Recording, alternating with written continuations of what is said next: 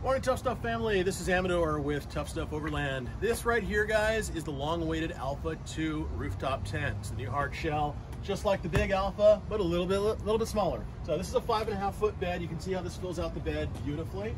I want to just go over a couple of tricks and tips with you guys real quick. Got a couple of people who have been having some flutter on their tops here, so we want to make sure that you actually close this thing up properly.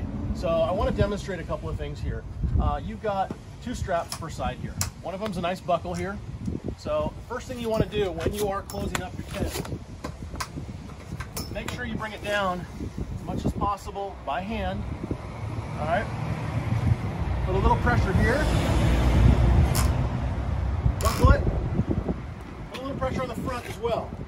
Put a little weight on it. Buckle that down as well. All right. Let that thing kind of come up. And then you can add additional pressure with these Velcro straps. Please make sure that this Velcro is attached all the way. Then, once you get that in, just one more snug test. If you got another click, use it. There we go.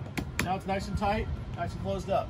Another thing I like to recommend is on these buckles right here, go ahead and take a 10mm ratchet or wrench and just snug these things up. They're right there at the buckles, just to make sure that these things don't wobble around. You know, us Californians are always in a rush. I don't know about everybody else, but everyone's driving 70, 80 miles an hour. You really should only do about 65, 70 with these things. So another thing I'm going to show you over here. On a pickup truck, this is our bed rack.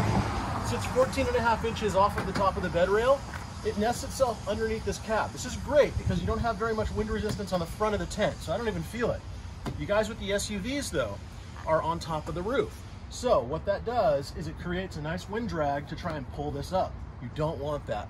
So try and mitigate this by adding a wind deflector to your vehicle that sits above the tent, so you can take some of that air and drive it over the tent. It's going to reduce wind drag and give you a lot more aerodynamics and save this tent from potentially wanting to pull and pull and pull and pop open on. So just a little bit of safety precautions that you guys can do after you get your Alpha or your Alpha 2.